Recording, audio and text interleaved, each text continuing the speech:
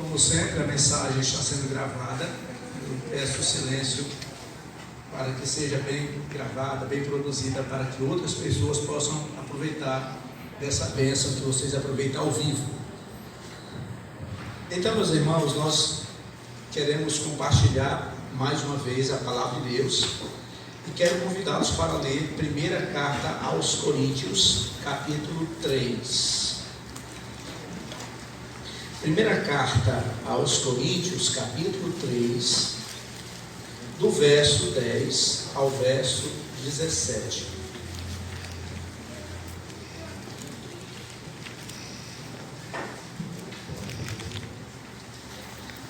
Primeiro aos Coríntios, capítulo 3, verso 10 ao verso 17. Segundo a graça de Deus que me foi dada, lancei fundamento como prudente construtor, e outro edifica sobre ele. Porém, cada um veja como edifica. Porque ninguém pode lançar outro fundamento, além do que foi posto, o qual é Jesus Cristo. Contudo, o que alguém edifica, seja sobre fundamento é ouro, prata, pedras preciosas, madeira, feno, palha, manifesta se tornará a obra de cada um, pois o dia a demonstrará, porque está sendo revelada pelo fogo. E qual seja a obra de cada um, o seu próprio fogo o provará. Se permanecer a obra de alguém que sobre o fundamento edificou, este receberá galardão. Se a obra de alguém se queimar, sofrerá ele dano, mas esse mesmo será salvo, todavia, como que através do fogo. Não sabeis que sois santuário de Deus, e que o Espírito de Deus habita em vós? Se alguém destruir o santuário de Deus, Deus o destruirá, porque o santuário de Deus, que sois vós, é sagrado. Santo Deus, nosso Pai, tenha bondade, ó Deus, de cada um aqui. Derrama a Tua graça sobre cada um, ó Deus. Direciona a Tua palavra para cada coração. Que o Senhor, nesta noite, possa ser engrandecido nessa igreja. Que o Teu nome seja exaltado no mundo todo, Pai. Em nome do Senhor Jesus Cristo. Amém e amém. Nós queremos nessa noite traçar um contraste entre salvação e galardão ou recompensa. O propósito dessa mensagem, irmãos, é esclarecer acerca dessas verdades fundamentais da teologia bíblica. Há muita confusão, até mesmo entre os crentes, que confundem a sua salvação com os galardões, as recompensas. Em 2 Timóteo, o crente em Jesus Cristo é apresentado sob 7 aspectos da sua vida cristã. O crente é chamado lá de filho, claro, somos filhos de Deus. O crente é chamado de soldado, atleta, lavrador, obreiro, vaso e servo.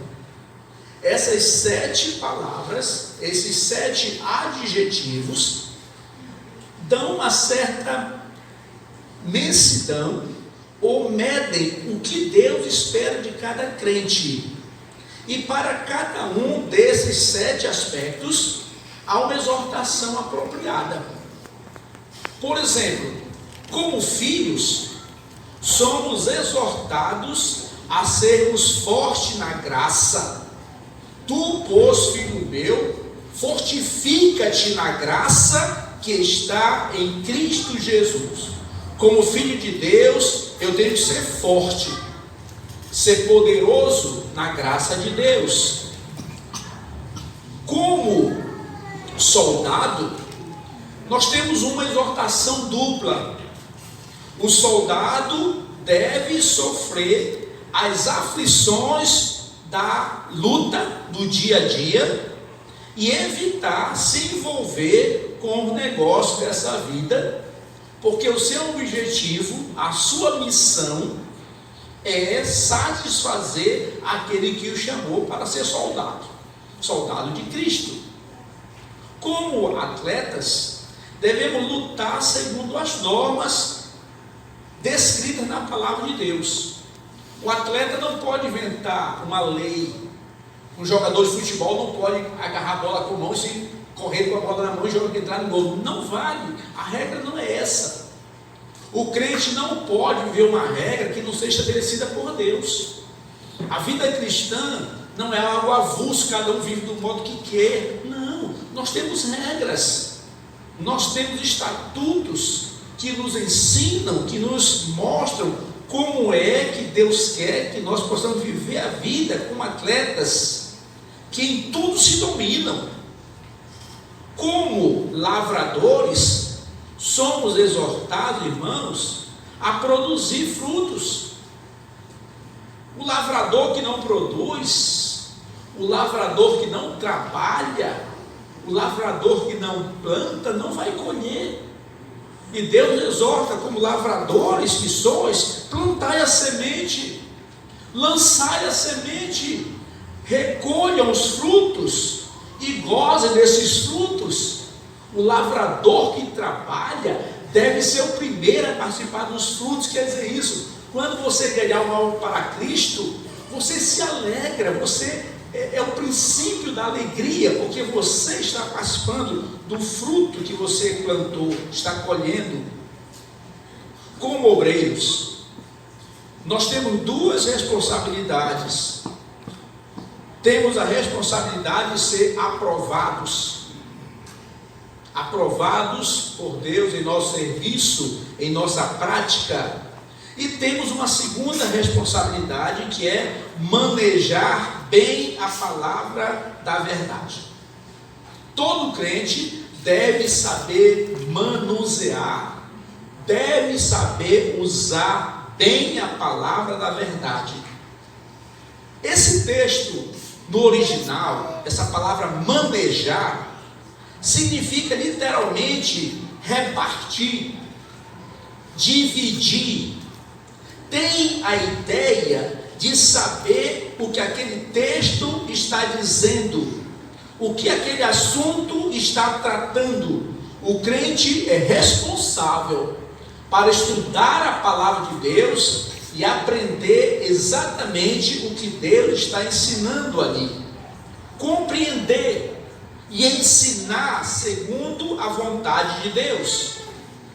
Na pregação passada vimos algo disso, quando nós somos levados a considerar a diferença entre o estado do crente e o seu andar diário.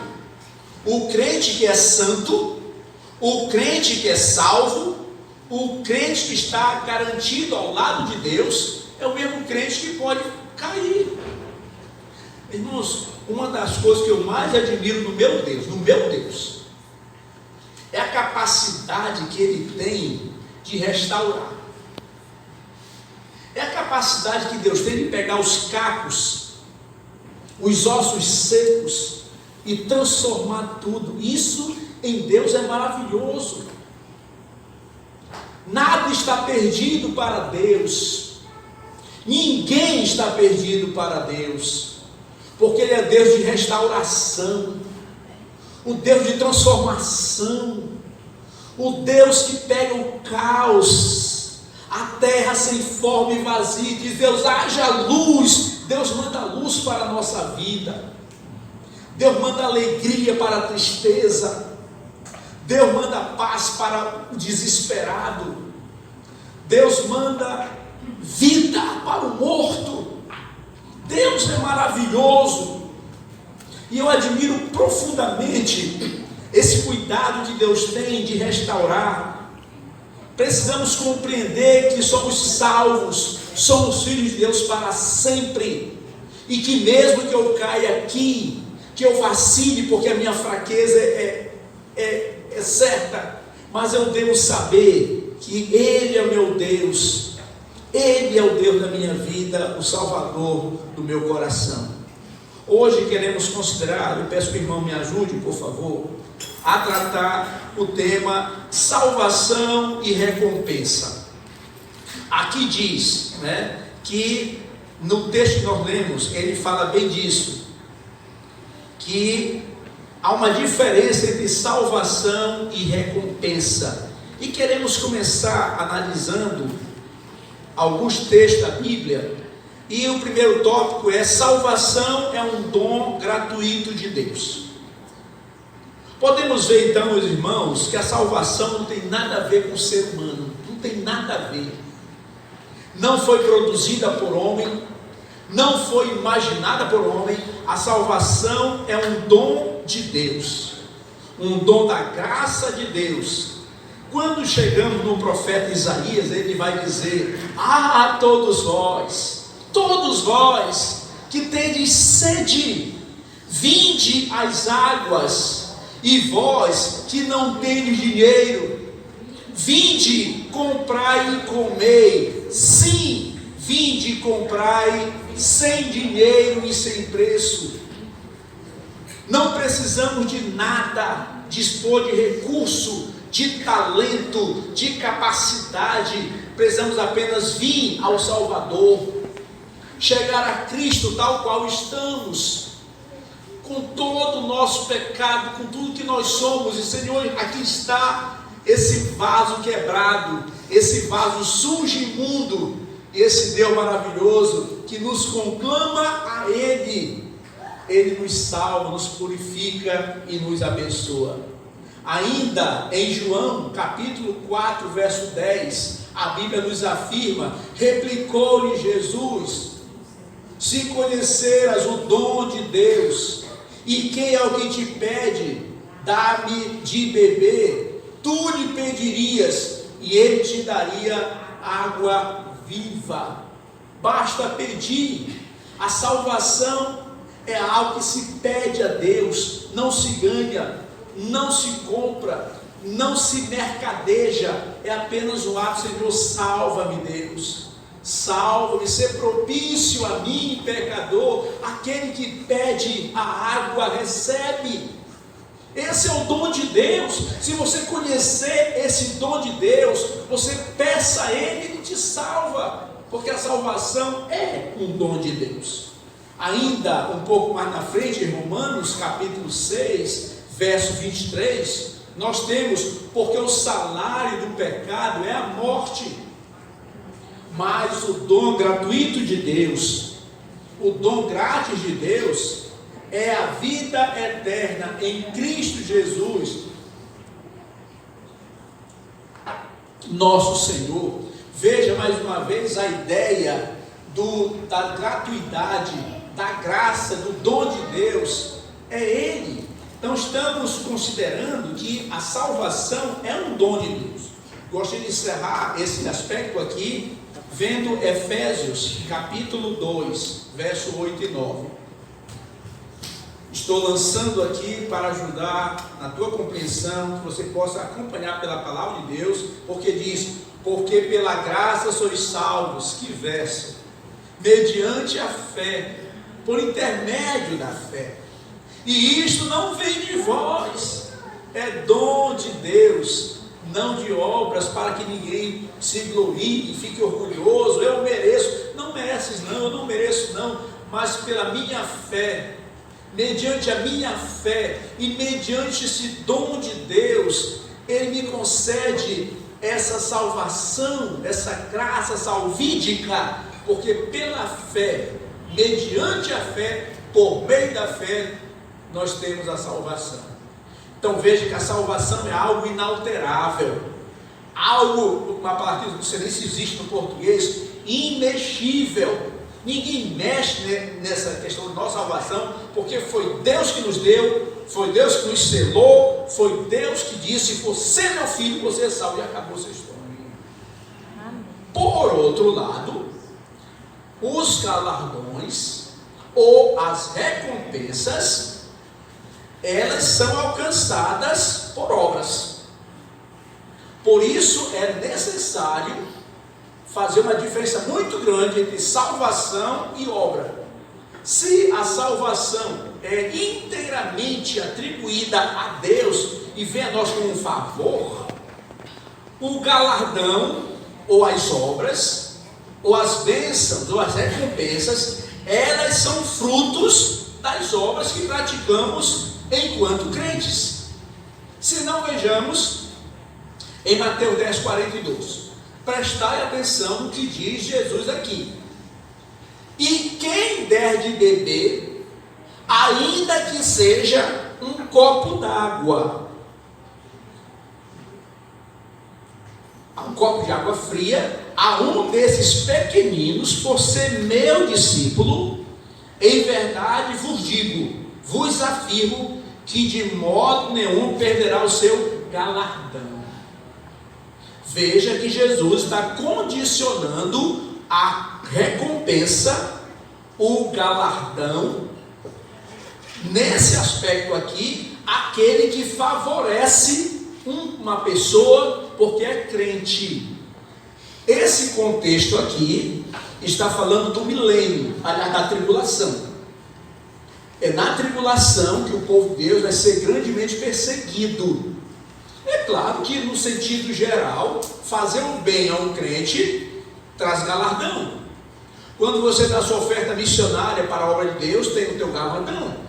Quando você favorece um crente por ser crente, você coopera com ele, você ajuda ele, então, há o galardão daquele que está contribuindo.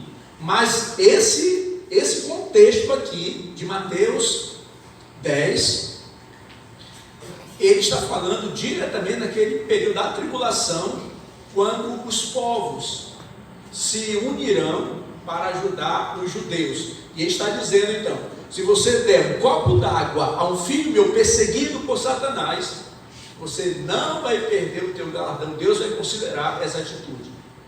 Então veja que a ideia que nós queremos salientar aqui é a questão de você tem que fazer alguma coisa para receber recompensa.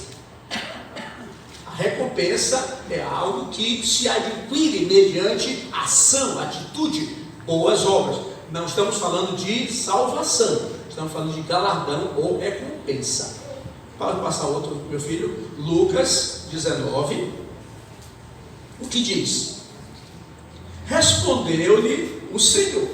Deus respondeu: muito bem, servo bom, porque foste fiel no pouco, terás autoridade sobre muitas cidades. 10 cidades. Eu disse muito, né, para exagerar, mas o cabo ali não corrigiu. 10, mas 10 é muito. Você foi fiel no pouco. Deus, na sua fidelidade extrema, vai te conceder um galardão muito grande mediante o pouco que você fez. Você foi fiel no pouco? Eu penso que aqui, como ele fala de cidade, está falando daqueles irmãos que receberam de Deus alguma atribuição de ministério, de fazer alguma coisa, de trabalhar na obra de Deus. Você foi chamado para ser porteiro, você foi o melhor porteiro que a igreja teve. Você foi chamado para ser um tesoureiro, você foi o melhor tesoureiro. Você foi chamado para dar uma aula, você foi o melhor professor. Você foi chamado para fazer uma obra, você fez muito bem. Você administrou bem o teu ministério. Deus vai te dar 10 cidades para você governar. É claro que é uma linguagem até simbólica aqui, mas o que ele está enfatizando aqui é que a tua fidelidade será recompensada. Agora, seja negligente para você ver o tamanho da sola e da peia, mas seja fiel para ver o tamanho da bênção. Sim, há recompensa para o fiel. 1 Coríntios, olha o que diz, acabamos de ler: manifesta se tornará a obra de cada um. O que você faz será visto, será manifesto. A ideia é tirar uma cortina para revelar o que está lá. A obra de cada um será revelada, manifesta. Pois o dia, lembra que dia aí está com letra maiúscula, não é? referente a Deus. Essa palavra dia refere-se àqueles atos de Deus, pode ser um julgamento, pode ser em relação a Deus, pois o Senhor, o dia do Senhor vai demonstrar, porque está sendo revelada pelo fogo, é Deus que vai revelar, seus olhos de fogo, e qual seja a obra de cada um, o próprio fogo provará. Quem vai provar a tua obra, quem vai dizer se está aprovada ou não, é o fogo, é a visão de Deus. Os olhos são de fogo, diz Apocalipse. Quem vai dizer se a minha obra é aprovada? Não é a igreja, não é aquele irmão, aquela irmã. É Deus que aprova o teu trabalho, é Deus que aprova o teu ministério, é Deus quem diz sim e é Deus quem diz não.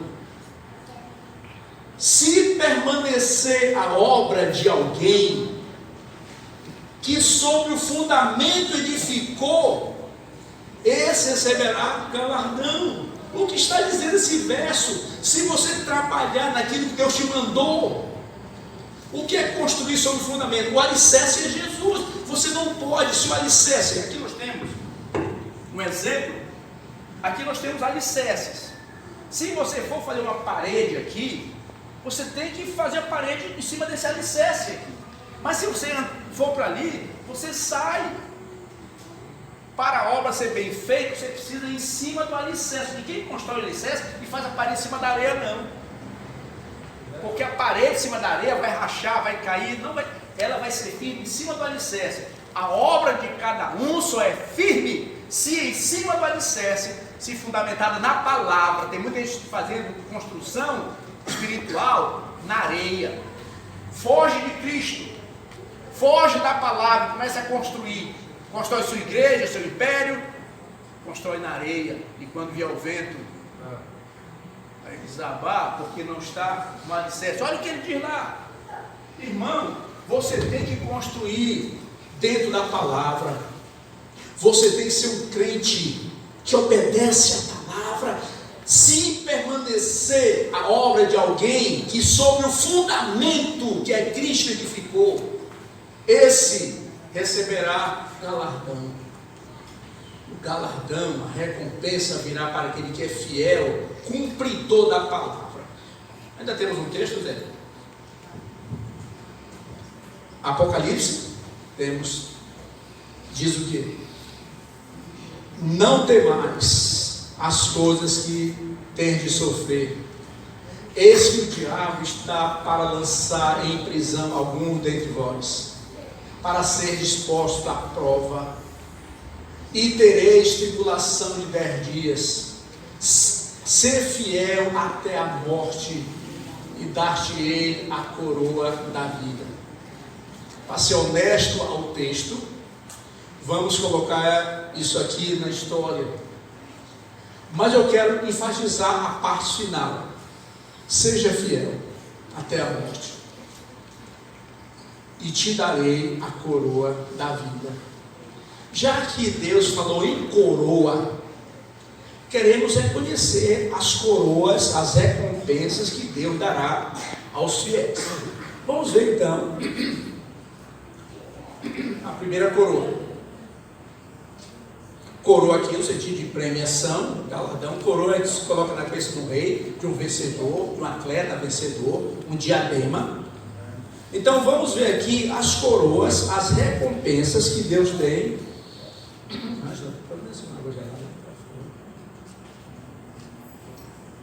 Deus vai dar uma coroa muito grande para essa minha mulher.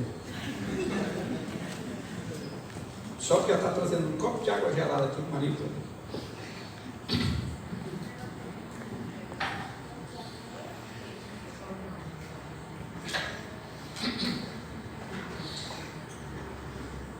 Muito bem. Então nós temos, a Bíblia fala de algumas coroas, que são recompensas, galardões que você vai ganhar ou não. E como é que eu ganho, pastor? Operando, trabalhando para ganhar. Quem ganha salário é quem trabalha. Quem ganha coroa? Quem trabalha.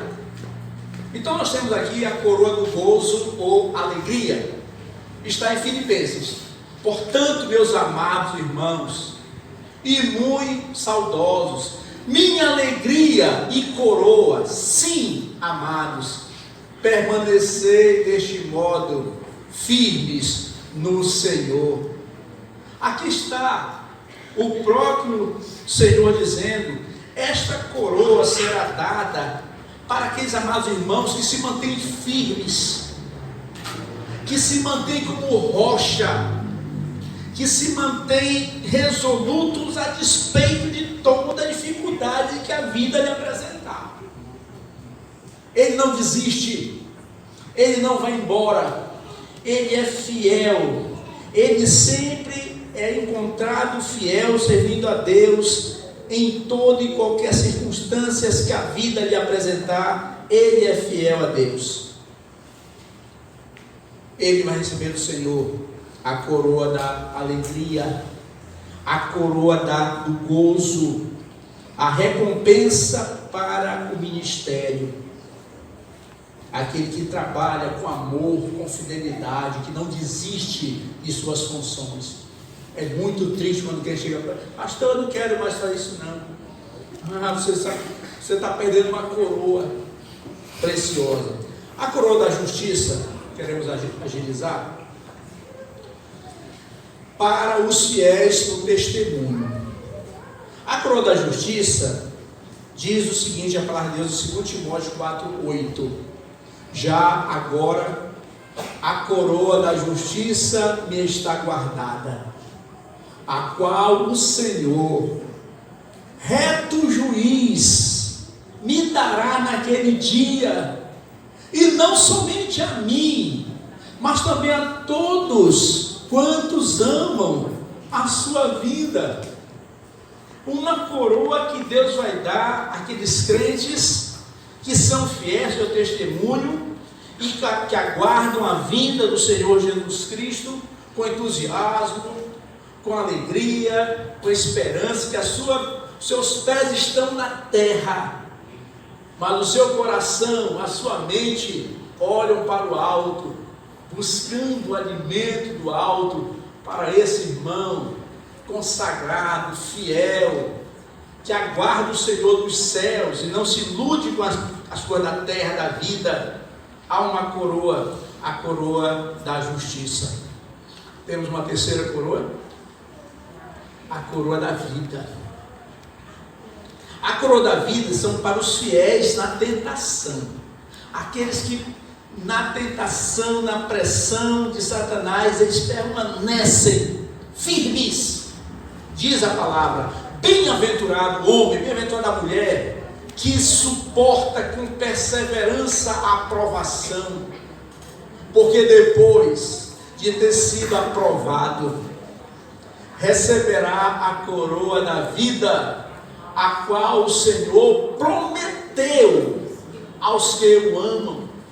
O Senhor fez promessas de dar uma coroa, um galardão, uma premiação, uma recompensa àquele crente que suporta as aflições, que passa pela provação com alegria. A Bíblia diz que enquanto Paulo e Silas estavam presos, eles cantavam, eles louvavam, e Deus abençoou a vida deles, porque eles não deixaram esmorecer, porque eles eram homens de Deus, e o homem de Deus não se deixa demover pelas circunstâncias. Essas coroas da alegria, da justiça, da vida e da glória, certamente são presentes, são galardões que Deus dará em recompensa àqueles que trabalharem com fidelidade, que foram servos fiéis. Se não forem, não ganharão. Só vai ganhar a recompensa aquele que operar para fazer jus a ela. Salvação é outra coisa, recompensa é outra coisa. Todos os crentes são salvos, mas nem todo crente vai receber coroa, galardão ou recompensa de Deus. Gostaria de, já no final, considerar o outro aspecto da salvação, e vamos um pouco mais rápido agora. A salvação é uma possessão presente. Você é salvo agora. A salvação não é para amanhã, não. Você não vai ser salvo, você já é. It's now, agora. Agora. Olha o que diz João. Por isso, quem crê no Filho tem presente do indicativo ativo do verbo ter. Ele tem, você tem, nós temos, eles têm. Por isso, quem crê no Filho tem a vida eterna. O que se mantém rebelde contra o Filho, contra Jesus Cristo, não verá a vida. Veja que aquele que se mantém rebelde, ele não tem vida, não vai ver, mas você já tem.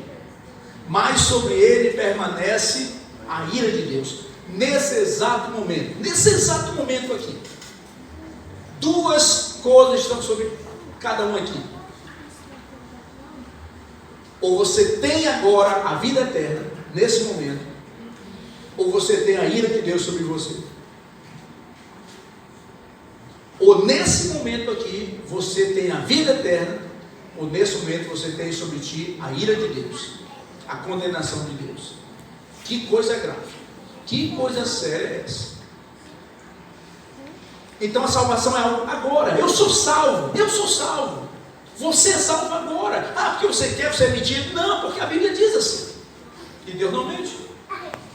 Ainda em Lucas 7,50, lemos, mas Jesus disse, ó mulher, grande é a tua fé te salvou, a tua fé te salvou, na tua fé te salvará um dia, olha quem sabe um dia a tua fé te salvará. Negativo, você foi salvo pela tua fé, a tua fé te salvou, vai em paz, anda no Senhor, serve ao Senhor, porque a tua fé já te salvou, você já é salvo, ninguém pode tirar isso. Salvação é uma coisa presente agora.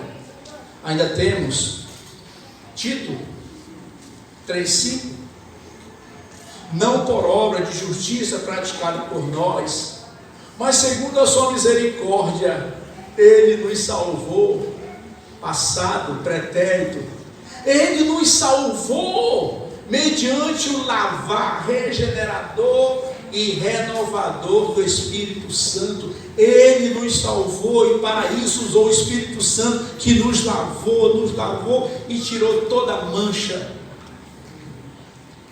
Salvação é algo presente. Você é salvo agora. 1 João nos fala em capítulo 5, verso 11, e o testemunho é este, que Deus nos deu a vida eterna, e esta vida está, vocês podem ler? No seu Filho. E o testemunho é este, leiam. Que Deus nos deu a vida eterna, e essa vida está no seu Filho. Falaram em línguas agora.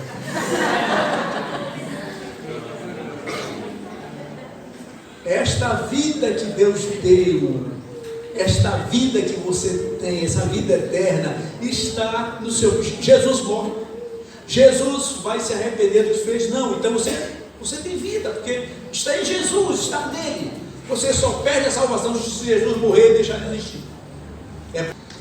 Mateus 16,7 diz, porque o Filho do Homem há de vir, aí já é futuro, na glória de seu Pai, com os seus santos anjos, e então retribuirá a cada um conforme as suas obras. Aqui a linguagem muda total, aqui leva para o futuro, virá, retribuirá a cada um segundo as suas obras. Você vai ganhar o que você merecer. Não vai olhar para o saco alheio, não vai olhar zoiudo para o. Você vai ganhar o que você merecer. Pois trate de trabalhar.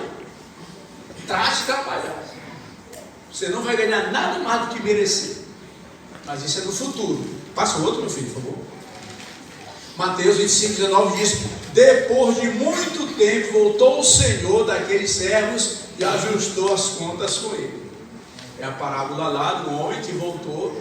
Quando Deus voltar, ele vai ajustar a conta com cada um, vai ser fiel. O que você ganhou, você vai receber.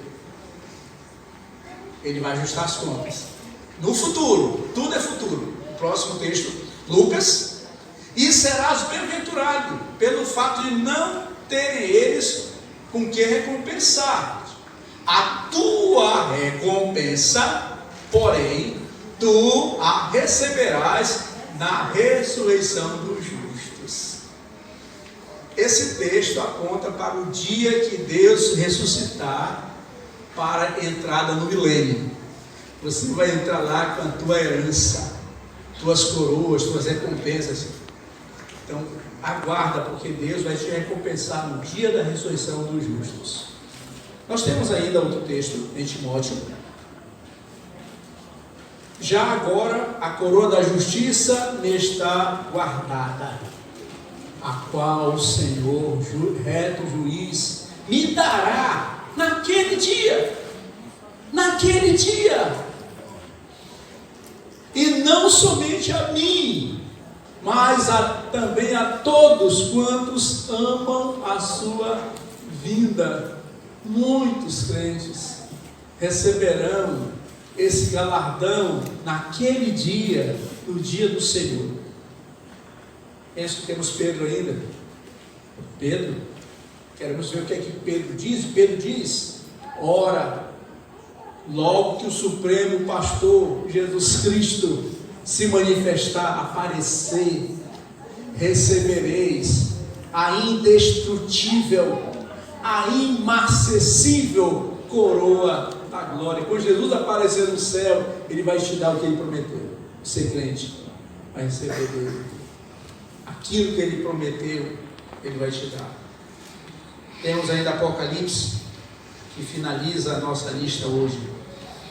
Eis que venho sem demora, e comigo está o galardão. Eu trago das minhas mãos um galardão, a recompensa eu trago na minha mão.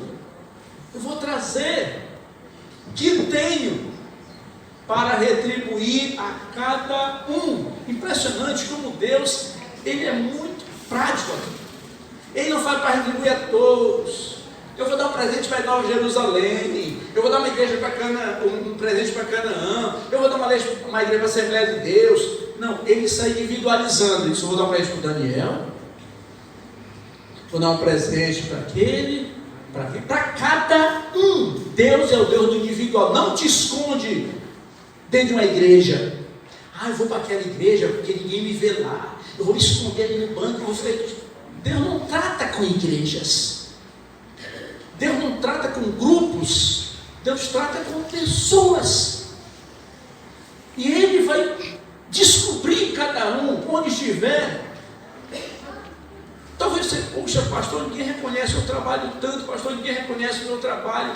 Um dia Deus vai te chamar pelo nome, e vai te chamar lá para frente, vai te dar o teu galardão, e você vai ser profundamente honrado, porque Deus vai saber agora. Se você não tem galardão, você não vai ser chamado para receber nada. Eis que venho sem demora, logo Jesus vem, e comigo está o galardão que trago para retribuir a cada um segundo o quê? A sua fé. Não é fé não? Obras. Galardões é pelas obras, a salvação é pela fé. Deixe-me concluir com a administração. Uma advertência solene é citada em Apocalipse, capítulo 3, verso 11. O que Deus fala para cada um aqui? Venho sem demora. Venho sem demora. Não duvide, Jesus está vindo. Venho sem demora. Conserva o que você tem. Mantenha a tua fé. Mantenha a tua vida cristã. Mantenha a tua postura de um crente, um servo de Deus.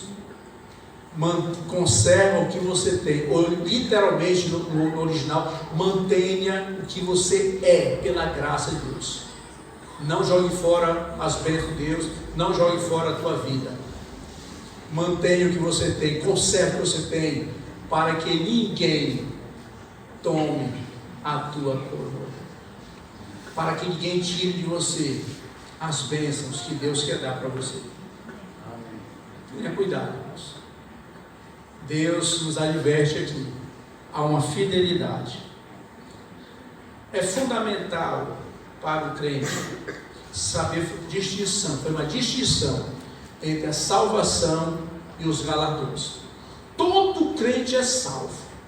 Todo crente é salvo.